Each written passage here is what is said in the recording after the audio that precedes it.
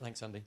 Hi, Gareth. You're in touching distance of qualification. Now, I know you'll take absolutely nothing for granted, and you never have, but a draw is enough for England tomorrow night. That gives you a huge motivation in what is a massive game anyway, doesn't it? Yeah, of course. Ultimately, the first objective is always to qualify for the tournaments, and our performances earlier in the group have put us in a really strong position. So, although the first thing we want to do is win the game, play well, win the game, but we know if it's the 87th minute and we're level, then we don't need to lob the goalkeeper into the box at the end of the game. On a slightly more difficult note, I need to ask you about Jordan Henderson and what happened to him at Wembley on Friday night. He came out and spoke to the papers to give him some huge credit, and he said he's going to continue to play for his country as long as he can. If the boos continue, though, can you continue to select him? Yes, 100%. I'll always pick the players that I think are the best players to represent the team, that give us the best chance of winning, unless there's something that I feel is not appropriate.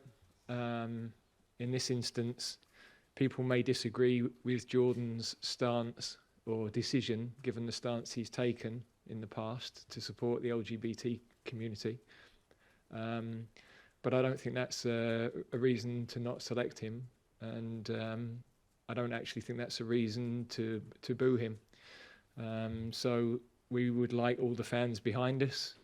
We're a stronger team if the supporters are with us and wholeheartedly supporting the team. That's the connection we've had over a long period of time now. We'll assess Jordan like every other player, but if I just select on popularity contest, then our team would look very, very different.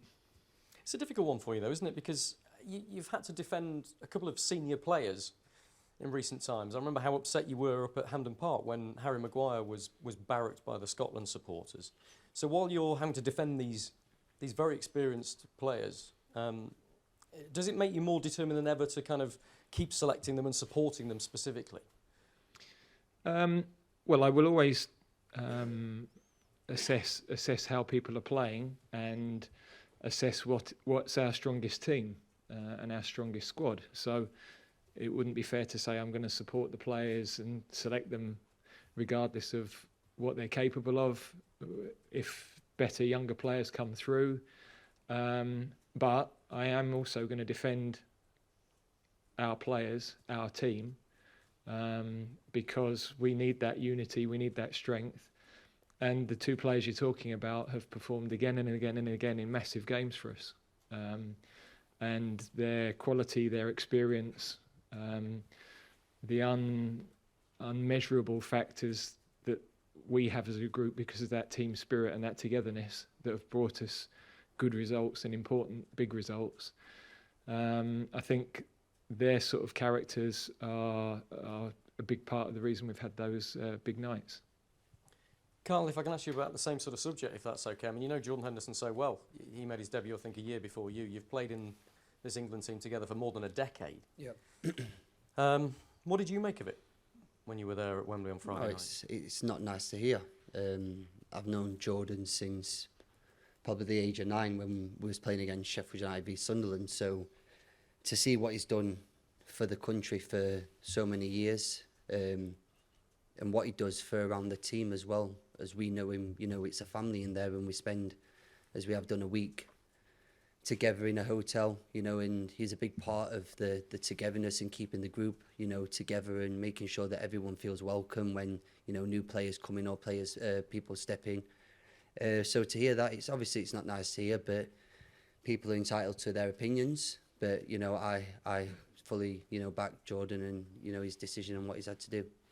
Changing tack a bit, this is the first time that Italy will have played at Wembley since the final of the Euros. And I'm sorry to bring that up, Kyle, but I wonder whether that gives you extra motivation. I'm sure you're going to say trying to qualify for a major tournament is a motivation in its own right. But I know how much that hurt you and the rest of the players. Yeah, of course. To do what we did in that special summer, to arrive so close, and probably, you know, for me to concede a goal for a set play where we've been so good, it was, you know, it was a bit devastating. But I feel just as like at club level, I went to Porto and lost against Chelsea, and then 2 years later I've gone and done the treble. So I feel that people and teams evolve from that. I think you learn from occasions where you've been in finals and lose finals and setbacks, and you go on and achieve something great. And I think just what the boss said there, then we get a draw and we go through. So it's about managing the game. Obviously, first and foremost, it's about going out and putting a performance on and winning. But I won't be ashamed if it's a 0-0 and we're in the Euros and, you know, I'm going to represent my country at the finals. Gareth, last one from me. You've said that England, you think, are a very different team now from that final. In what way would you pick out? Experience, experience of winning big matches, consistent performances. We've been ranked in the top 5 in the world now since 2018. So I don't think there's been any other period over the last 30, 40 years where that's been the case. So these boys are consistently producing big nights, memorable nights, good performances, exciting performances in general. And we want to keep doing that. Thank you. Hi, Gareth. You praised Kyle and Kieran after the game in Scotland, called them warriors. Are they and the senior players examples of what Italy have been praised for over the year and have that know-how of how to win at the international level? Yeah, very much so. You can't fast track that. You can't just give people experience. It's got to come from playing in the big nights, playing in those big matches, the difficult times you go through as a player, the challenges that you face as a player.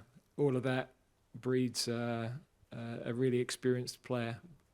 But also there are things like communication that on the pitch have such an important factor. You know, if a winger's playing in front of these two, they've got full support, so much instruction, and you become more than just the sum of your parts, because that togetherness, the organisation it brings, the experience that they bring, and the spirit amongst that group. You know, so many of that back line in particular have played together so many times, are prepared to put their bodies on the line for each other. They're intangible things, but they're what make winning teams. And last week, Harry Maguire, he spoke about the importance of the fan support, and you mentioned it after the Scotland game as well. How important that he gets a positive reaction from the fans tomorrow if he is to play? He will. You know, the England fans, I think, are brilliant with him. They were brilliant with him that night. I think he's... well, the whole team, they're behind the team, really. We've had a couple of incidents that I don't understand, because I don't think any player wearing an England shirt warrants that. You know, I grew up seeing John Barnes receive that sort of criticism and other players over the years, so that's never helped the team. We should be always about the team, and then if you have an opinion about a player outside of that, fine, no problem. But I think we're all trying to achieve the same thing. We're all trying to create a successful England team, have an environment where, you know, there's been one of the best connections between the team and the public for many a decade, and we want to keep doing that. Thank you. And for Kyle, after the game in Scotland that week, Gareth said they're probably your 2 best performances for England. Do you feel like you're in the best moment of your career right now? No, I feel good. I think, thank you first and foremost. But, you know, it's just about, as the boss said there, it's about experience. It's about you playing different types of matches and you get the crowd and you get different types of environments and different situations. And, you know, me and Trips do try and coach our wingers as much as possible, because it makes our life much easier. You know, if they're doing their attacking work as they're meant to be doing, but also the other side of their game, which is the defensive work and being in the right position, it makes our jobs a lot easier. So, listen, as I just say what the boss said there, that we're trying to create an environment that, you know, it's enjoyable to come and play here, and it is. You know, I love coming here. I love coming here still at 33, and I want to continue to keep coming here because of the, first and foremost, the lads, of what we can achieve, and we need everyone behind us. I mean, everyone that goes onto that field wants to be the man of the match. And, when the boss selects 11 to go onto the field, I feel that the whole nation should be behind that team, to make sure that we go and win a game. Just on that, your age, there was a lot spoken about your international career and how you had to be talked into carrying on. Do you have a time in your mind when you think you may stop? I'm going to keep going forever now. Okay, Carrie. If we go back to that final, Chiellini is a figure that stands out. He says that he loves you as a player and has been enjoying watching your career. What do you remember of that meme moment, though, of him and Bukayo Saka? He admits that Saka outpaced him and he pulled him down, and he pulled him down hard. And it was the one mistake he made of that tournament. I haven't seen the meme, to be fair. I don't really follow too much on the social media and the internet and stuff like that, but he's a great player. I think what he's achieved and the clubs that he's played for speaks for itself. Listen, we fell short on that night, and this is the first time they're coming back to Wembley, so hopefully we can go out there and put a good performance on, and maybe get a little bit of payback. He also said that many times England arrive at the end of the season at a tournament and they're devastated because of the amount of games they've played. Pep Guardiola, your manager, just said recently that with the build-up of the games, he's really worried for the welfare of players. There's real concern about the build-up. And he said there's only one solution to change something, maybe if the players decide for themselves to stop. Do you agree with him? Is it that big a concern in the dressing room? I think we've got used to it over the number of years that, especially at club level with me, that you're playing every, 3 or 4 days at a maximum. So your body actually just comes adapted to it. Now, it's not up to me to rewrite the rules on when football is going to be played or not going to be played. I have a job to do, whether that's representing my club or country, to turn up and play the games that I'm chosen to play. So as for that, I can't really comment if it's right or wrong, but when I'm available to play and I feel fit, then I will give it my all.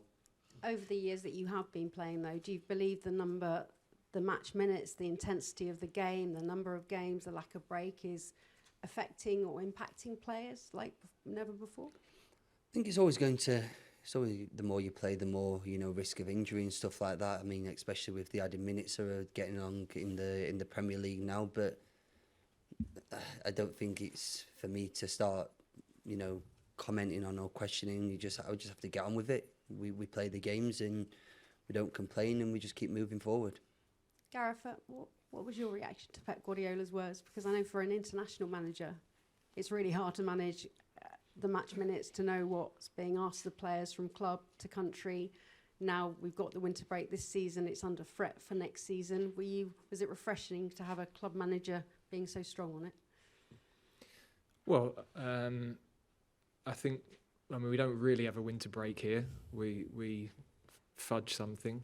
But I think the players are well conditioned. Medical and science support is good. I'm only repeating what I've said in the past, really. We keep adding more and more competitions and nobody takes anything out. So I think incredible challenge coming up for the clubs that are going to be in the Club World Cup, and what that will look like and how they'll approach that and then go into the following season. We're always mindful of the welfare of the players. We want to have our best players available for the really important games, and even this week we've felt it appropriate to manage the group. So that's another challenge for us, in that we've expected to win games still and produce good performances and everything else. So we'll never risk players. We have good relationships medically with the clubs. I think they trust us to look after their players. You can never guarantee anything because contact injuries can happen, but we try to reduce that possibility as much as we can. And there's been lots of talk about the Beckham documentary, but what's very clear is qualification for tournaments was never a regular and certain thing.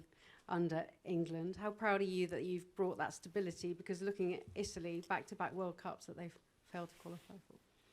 Well, it's a reminder that we shouldn't ever take it for granted.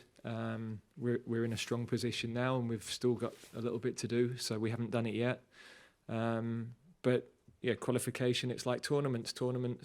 We're watching a Rugby World Cup, which has had 4 incredible quarterfinals, but the best 2 teams in the world have gone out in terms of rankings. That's how hard it is. You have to deliver at those moments. So many things and factors come into it. So that is the challenge of international sport, really. Carl, just a lot of controversy in the build-up to this international break over VAR. Your manager to your right says he doesn't think it's really improved the situation. What's your interpretation of it in your role on the pitch? Do you think it's helping the game, or would you like to see automatic offsides? Have you got a viewpoint? I like it when it's when it helps us out, and I don't like it when it doesn't help us out. So I feel that sometimes it does take away the talk about football. You know, when you're talking with your mates, and you know, was it a goal? Was it offside? Was it not offside? And I feel that it does take that out of it. But sometimes that obviously does make an error as well, which they've come out and said sorry to Liverpool for about that. So it's football. There's going to be opinions and who's right and who's wrong. Gareth, if we look at that final and go back to Euro 2020 and of course the penalties and the reaction to them, it was such a turning point in this country. So when you say with Jordan Henderson you don't understand the booing, you can understand why people didn't take those words from you too well, because you brought a country together against racism, against hate. Jordan Henderson was announced at his new club with the rainbow armband blacked out. This is a country that's regularly carrying out executions that Amnesty are trying to highlight. Do you understand why there's a little bit of disappointment to those words, that you don't understand the booing, and is that taken out of context? And how much has that team grown? The like of Marcus, of course, Bakayo's not here, but a regular converting big pressure moments from the penalty spot. Yeah, hopefully what I explained at the start would explain why I said I don't understand it, in that I don't understand why we would boo our own team. As I said earlier, what I do understand is that people would feel that the decision Jordan made to go and play there doesn't align with his strong support of the LGBTQ community in the past. I've not seen him comment anywhere differently. I don't believe he's an individual whose values and principles have changed, and I would back him against pretty much everybody in the country in terms of what he stands for, what he believes in. But I accept that the decision to go and play there doesn't align with that. So he understands that, he accepts that. But I repeat, when we're playing for England, I feel as if everybody should be behind the team. But if people choose not to be, then we have to deal with that. And the growth of the players that went through that horrible abuse after the penalties at the Euros? Well, it's always adversity and difficulty in your career. People are going to react to very differently, and every individual circumstance is unique. So it's been a mixed journey for all of them, really. But I don't think that's because of what happened that night. From our perspective, it's 2 years ago. We've had a lot of big nights since then. We've played Italy 3 times since then. Yes, we've learned from what happened then, but also from many, many nights since. And we're looking forward to tomorrow's game, because it's a high-level game, 2 top teams, a full house at Wembley. They're the nights you want to be involved in. John Stones made an appearance in the last match. How can he start, and how much has Mark Gurhey pushing for that spot if he's not available? Yeah, well, John, we're working closely with his club in terms of his recovery. He's been out a long time, so we've got to keep assessing him. And Mark is doing really, really well. He's played with great maturity in the 2 games last month. He's a very calm player, positionally excellent. You know, at times he might not catch the eye in the way that some other players do because he's in the right place. So he's not having to tear around and cover for something that he's got wrong. Composed with the ball, very good mentality. So we think he's developing really well.